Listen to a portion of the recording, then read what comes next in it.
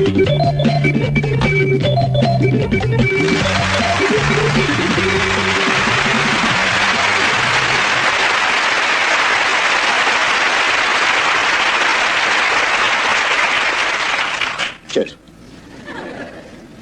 Cheers. Cheers.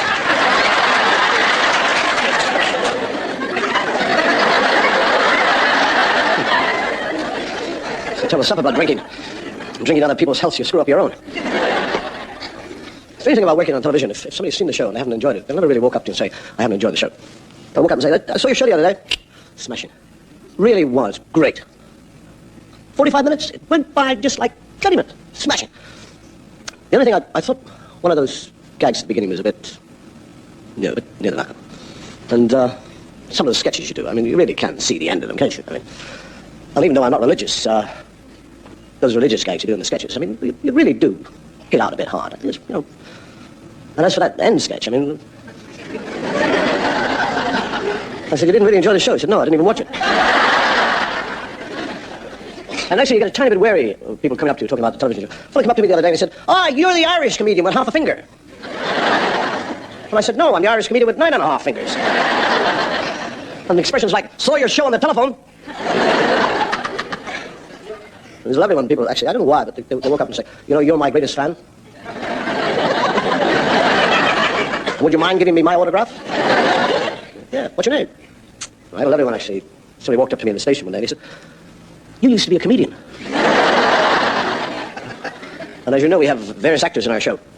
And somebody, I don't know what the hell he meant by it, but he said to me the other day, he said, those actors in your show. And I said, yes, what about them? He said, are they real people?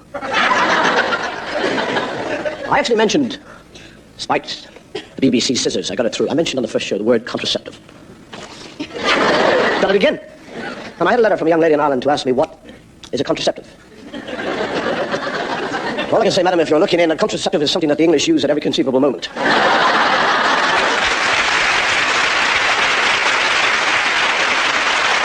Actually, the best form of oral contraceptive is the word no.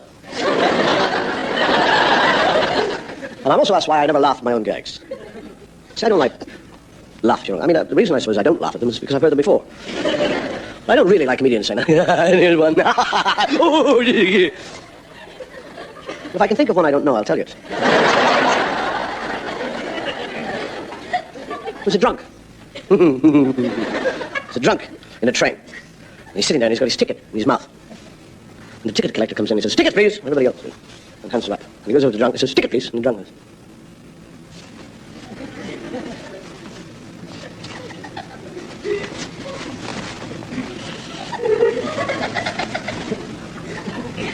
The ticket collector said, it's in your mouth. Takes out this soggy thing and hands it over. And off he goes. The fellow sitting in the corner, he said, I suppose you found yourself rather silly in a situation like that. You know? He said, I suppose you know, looking at yourself, you're rather stupid, actually, sitting there with a ticket in your mouth and searching your pockets. I was sucking off the date. A little bit of poetry. It all began with God's love for man, when Adam and Eve were lovers, and Cain and Abel learned and lost the love for brother. There is maidenly love for the boy that she loves, as they learn to love together. There's sisterly love, there's fatherly love, there's the family's love for each other. But the greatest love, the love of loves, more tender than that of a mother, is the gentle, noble, compassionate love of one drunken sod for another.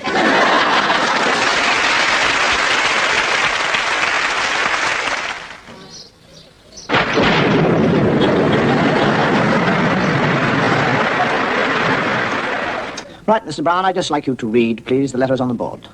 G-N-V-U-B-P-Y-L-H-E. Very good. Now we'll try the other eye. G-O-M-W-R. Very good. I can't see anything wrong with you at all. And I will now demonstrate the power of the karate punch.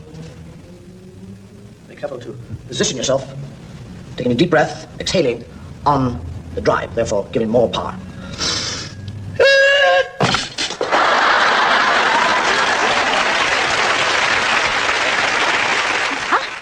Is your overcoat here? It's very cold out, sir. Make sure it's buttoned up. Yes, Mother. Right. No, don't take that off, dear. There's a good boy. We don't want you to get a stiff neck, do we? No, Mother. Now, you're quite sure you're going to be all right, dear? You wouldn't want me to come with you? Mother, I am only going across the road to post a letter. Oh, I know that, dear. But it's a very busy road. Mother, will you realise once and for all that I am a fully grown man? All my life you've treated me like a baby. I'm not a baby, I'm an adult. And now I'm going out of this door, crossing the road, posting this letter, by myself, alone. So there.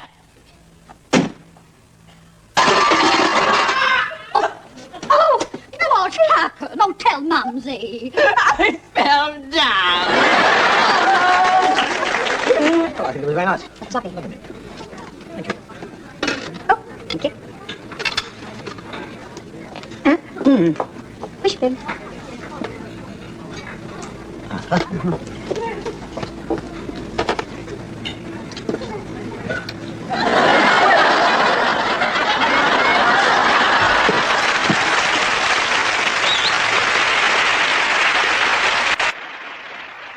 I've been in England for over 20 years. The thing that fascinates me is the English language. Because in Ireland we speak Erse or Gaelic, and people ask me, do I speak it? I speak it, but I don't understand it. And that's why I speak English.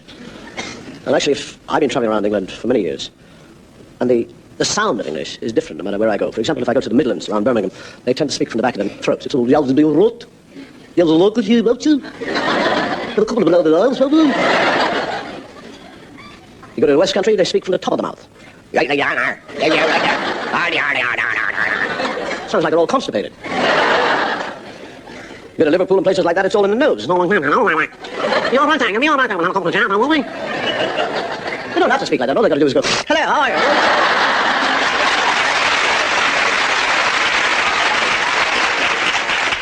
And the capital, London, for some reason or other, they're always asking you questions. What was that last night, wasn't I? You know, my beer last night, wasn't I? We had a couple of beers, didn't we? I don't bloody know. How the hell do I know? Have you listened to the supposed upper classes? Yeah, I know.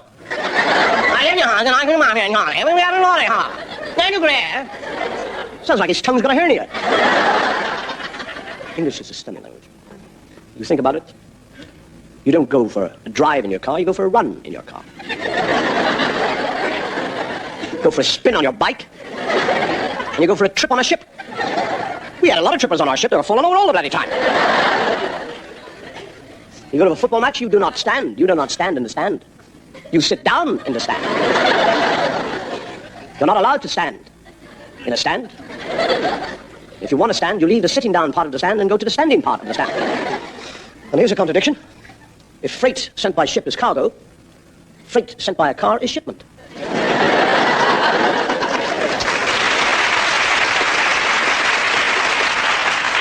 And if you're a professional man, there are various words to describe your removal from your job.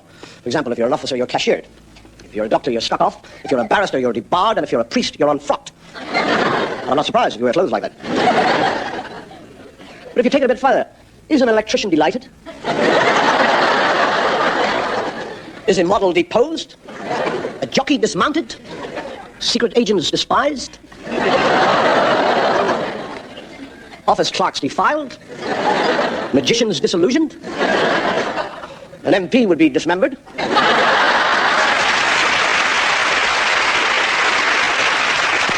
A poof would be decamped?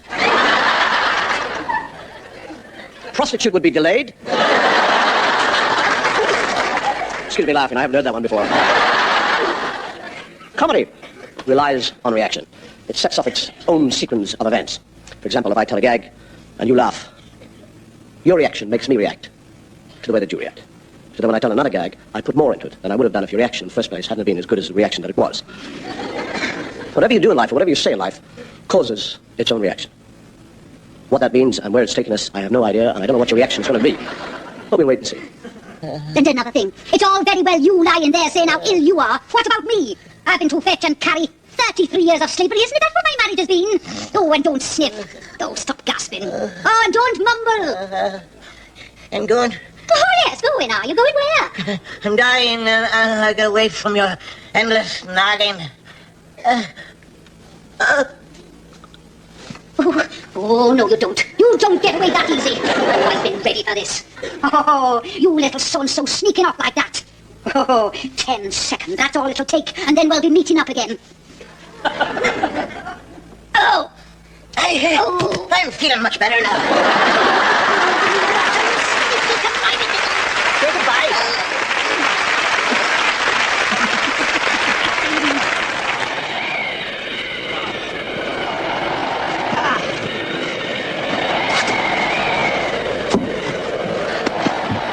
You've done it!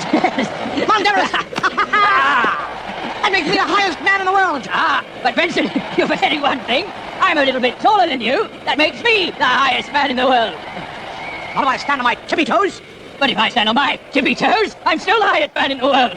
But if I jump up and down, that makes me the highest man in the world.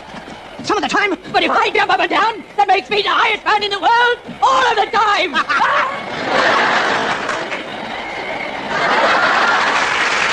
You understand the plan? You go up the road a bit, give a bit of a thumb, show a lot of leg. Yeah, and make sure it's a man driver.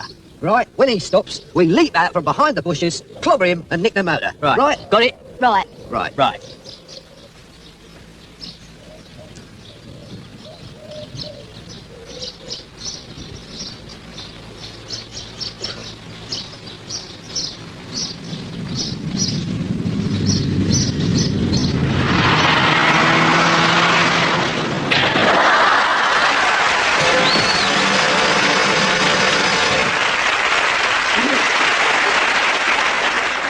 You know that there is a very rare frog in Rhodesia, which is in danger of becoming extinct.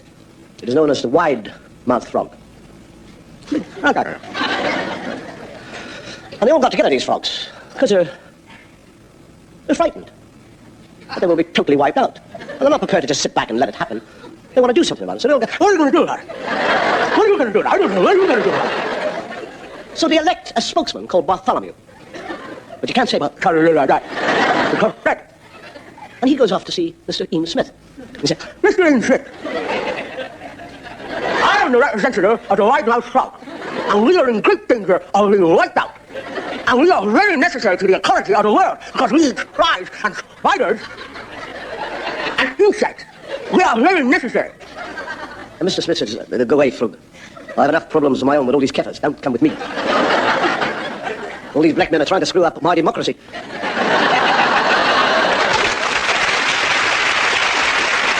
Go see the Minister of the Environment. So off he goes. I'm the Minister of the Environment. I'm the white-mouthed frog, and we are dangerous of an He said, go away, I'll travel with the gorillas. Go ahead.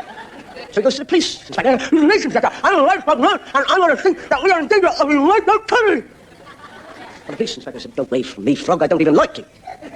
So eventually what the frog does is forget about man. And he thinks he will plead his case to the animal kingdom. So he goes over to the big elephant and he goes, Mr. Elephant! Mr. Elephant! I'm a wide-mouthed frog, and we are in danger of becoming extinct. And the elephant looks down and goes, you have troubles? What about me? My tusks. Fellas are chasing me all over the veldt, trying to get my tusk. I can't worry about you. I'm sorry about you, but I've got enough to worry about. So the wide-mouthed frog goes off and sees the fan-tailed phantom. He goes, fan-tailed phantom, I'm a frog, and we're in danger of becoming extinct. And the fantail said, well, we are too. We're being chased all over. The fellas are trying to get the feathers from me. Yeah, I'm sorry. I can't do anything. He said, no. So the little wide-mouthed frog eventually is sitting by himself on the banks of a river, sewed down at the mouth. Oh. Little tears. You're going to die. Little frog, you're going to die. But all of a sudden, he sees a crocodile. And he thinks, crocodiles. He'll help me because they're in danger of becoming extinct. People are killing them and making bags and shoes out of them. He'll help me. And he goes, Mr. Crocodile! Mr. Crocodile! Wake up, Mr. Crocodile! Wake up! I'm a wide-mouthed frog, and we are in danger of becoming extinct. And the crocodile says, I love to eat wide-mouthed frogs. And the wide-mouthed frog said, you don't see many of them around nowadays, do you? The legend is something that starts as a truth, and then because of gradual telling and retelling, changes completely. It's rather like getting a snowball and rolling it down a hill. The more it goes, the more it gathers, changes its whole shape and style. And we're no different. We've got here some rather famous legends, which we have added our little bit to.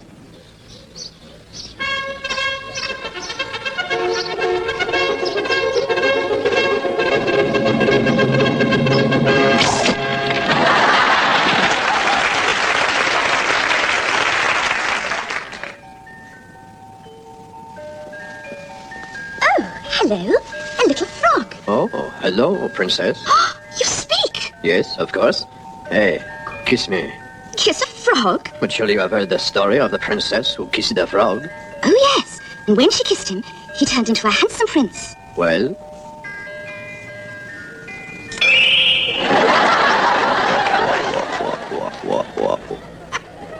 Romeo, Romeo. Where far out there, Romeo? Yeah.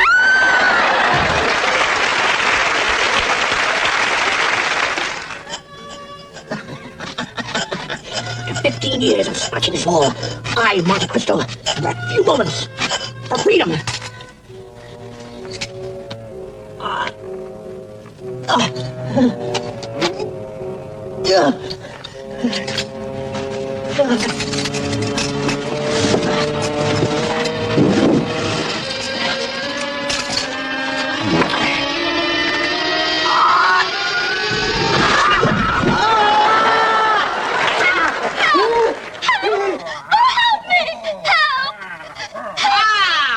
Once more, I must kill the wicked dragon and save the pretty damsel.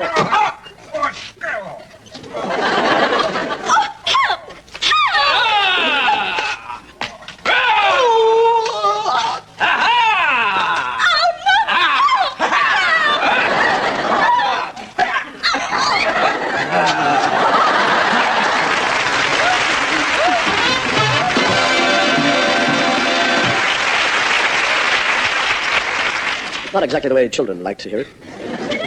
Actually, of all the people in the world, I think the most logical people in the world are children. They do away with all the waffle. They're not bothered about things like diplomacy. They get to a point. I was listening to a father talking to his daughter about road drill. And he said, now explain to me what happens when you come to a road. And she said, well, I stop, I look right, I look left, I look right again, and I listen. And if there's nothing coming, I walk across the road. And he said, that's very good. What happens if something's coming? She said, I got run over. I was in Wales recently, and a woman was telling me this. She had a little boy of 3.5 years of age, and he didn't like hot boiled milk. But his mother insisted that he drank it. So what he would do when it was boiling, when it was in the pot, not quite boiling, but just warming up, he used to get his little plastic cup, and he'd dip it in and drink as much as he could while it was kind of lukish warm.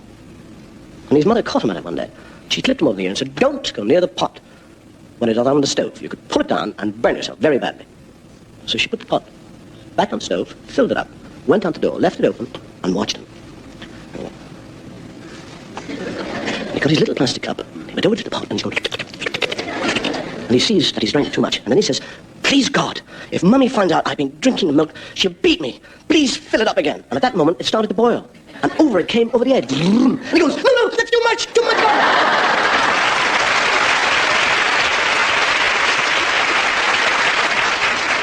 Actually, it's incredible when you think children actually grow up and become sensible human beings. I mean, the way we treat them. When a child is born, do we, the parents, do we ask the child? Do we say, would you like to be born? Would you like to come into the world? We don't consider them in any way at all. We get together, and 9 months later, because of that relationship, he is on his way in. And what is the first thing that happens to him when he gets into the world? He's suspended upside down, and somebody is beating the life out of him. And all he can think is, I haven't done anything. What will they do to me if I do something? And people think that it is a natural process for a child to lose its hair after 5 days. Rubbish! He's worried to death. And what is the first thing he sees, apart from his mother? His father. A hairy monster, leaning in over the cot, smelling of whiskey and cigars, saying, oogie woogie, woogie boogie woogie doogie. And the kid is sitting there thinking, that's the idiot that's going to teach me how to speak English? When the child is born, its skin is new, it's tender, can be easily irritated and made itchy. And what do we do as parents? We dress them in woolens, which make them itchy. And then to make sure that they don't scratch themselves, we put little mittens on them. And then we sit around wondering why they're screaming all day. Have you ever seen a mother give a child the first bath? Does she ever test the temperature of the water with any part of the person who is having the bath? She tests it with her elbow, which has been knocking around for years. Old, gnarled, weather-beaten skin. His is brand new. She goes, yeah, that's all right. Boom, in he goes. And she says, he loves it. He's splashing. He's drowning.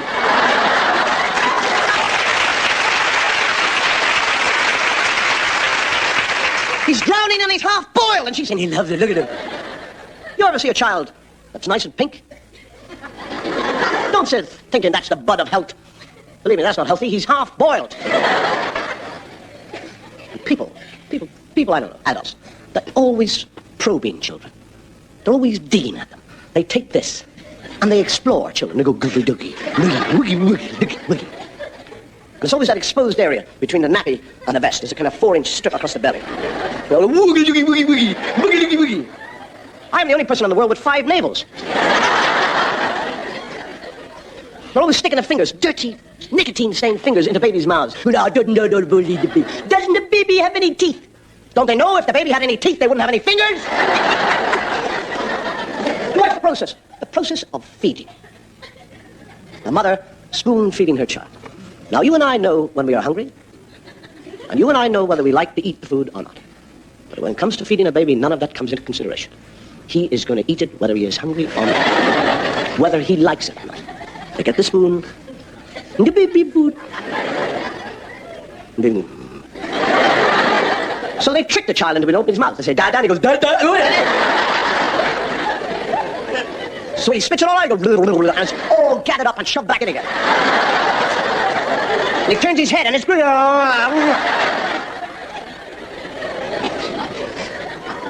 Not only are they, when they're finished feeding the child, they pick it up and they proceed to thump the back of it. Boom, boom, boom, boom. And the baby soon learns that the only way to stop them hitting him is to go, And actually, if he's a clever baby and he does a big enough belch, he can bring out all that rubbish at the same time.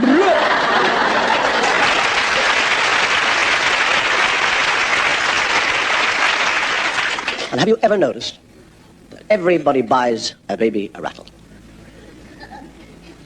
They have never once given a thought, does the baby like the rattle? Does he want the rattle? They buy him the rattle. Anytime a child goes out into a pram, the rattle goes with him. And people walk by and they go, "Hello, baby." After about half an hour, I think, screw this. That's the only sensible thing he can do with it. He gets rid of it. As soon as he gets rid of it, what happens? Somebody comes along, picks it up, did the baby drop the rattle? He gets rid of it again, and some other idiot comes along. And the kid is sitting there thinking, "Take that rattle, stick it somewhere you can rattle it yourself, but don't put it in here!" And then there's all the process of teaching a child how to speak. Dada. Dada. Mama. Mama. Baba. Baba. Walkies. Walkies. As soon as you learn to walk, what happens? They stick you in a playpen to keep you out of trouble. To them, it is a playpen. To you, the child, it is Alcatraz. And the child will sit there, banging the floor with a little plastic spade, and they say, "He's enjoying himself. He's trying to dig a tunnel out." And then the day comes when the father takes the child by the hand to take him out into the world to educate him. That is a bow wow. Bow wow. Dada bow wow. Moo moo. Moo moo. Choo choo puff puff. Choo choo puff puff. Baba lamb. Moo moo beep beep. The kid is 3.5 years of age. He walks into his father and said, "Dada, Baba saw Bow Wow chase Moo Moo." At which point the father strikes him. It is not a Moo Moo or a Bow Wow or a Chuff Chuff. It is a dog. It is a cow. It is a motor car and a train. At your age. What's amazing thing is actually how children learn to read nowadays. They learn their alphabet phonetically. I said to my daughter, "Do your alphabet." She goes, "Abacada." I thought I had an idiot in the house.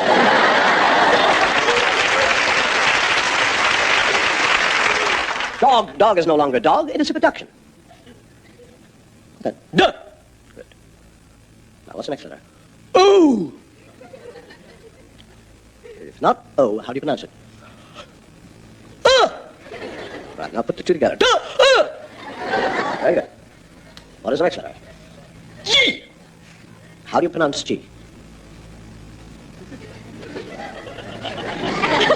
G. Not G. It's not G. What is the other pronunciation? G. G. Very good. Now put D-O-G together. Duh! Duh! Duh! Duh! Dahoja! That's a dahoja! Not J. What is the other pronunciation? G. Right, now try it. Dog. Dog. Dog. Dog. Daddy. Bow wow.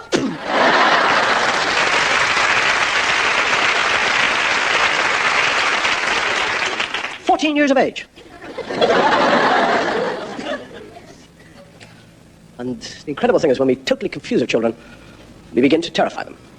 We tell them that if they are not good, and if they do not behave, the bogeyman, the nasty bogeyman will come along and take them away. The wicked dwarf will creep into the bedroom at night and stuff them into his black sack and take them down into his underground caverns. The witch will fly in, snaffle him up and take him to the forest and turn him into a gingerbread man. And the kid sits in his room and he is terrified. And all he has got for security is his thumb. And he starts to suck it. And what do? We tell him if he sucks his thumb, the great long red-legged scissor man will come along with a huge pair of scissors and snip, snap, snip his thumbs off. Consequently, when the child goes to sleep at night, he has nightmares. He wakes up terrified.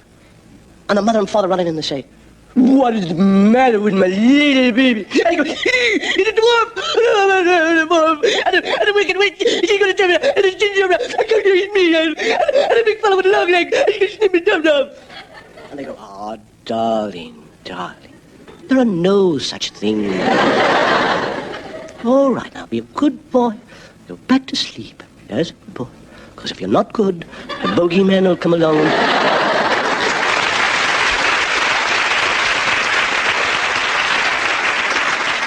I suppose that's how we get prime ministers, really, isn't it?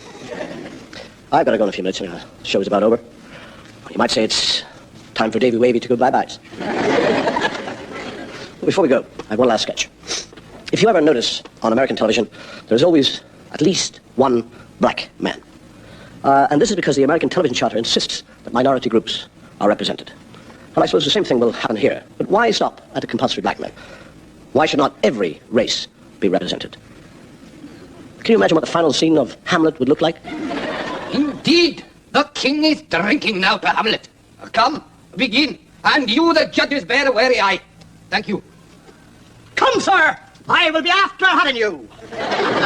Thus I'll avenge the wretched wrongs that you have done me with my rapier. Oh, stay, and let me please to be drinking. Hamlet, this pearl is extremely thine. Here's to thy health. Please be giving him the cup. Indeed, but sure, I'll be after finishing this bout first. Put it by, and later I will drink it all, and all. The Queen carouses her fortune, Hamlet, my boy. Means not to be drinking now? But I will, my lord. What for should I not be drinking already? Oh, have I a husband? So now I cannot be drinking from my own thumb's cup. Shalom, my boy. Why so wan and pale? My God, it is the poison drink. Ow! Stand there, bloody crowds! Bleeding on both sides! Oh, justly killed by my own actually. Oh, it is the drink, my boy. Oh, my life. That is the end of it. Hamlet, thou art slain. Of the kings to blame. I thought I'd been a bit too slow. Now you'll join me, mother in hell. Oh, my goodness gracious. Monsieur, I am dying. Do true sport. There is no sound at all. At all. At all. Oh, bleeding woe. Good night, sweet prince, and flights of angels sing thee to thy wrist. Hello there. I'm the English ambassador. Oh, my God. We come too late. Anyways, Rosencrantz and Guildenstern, they're dead. And this here is Fortinbras of Norway.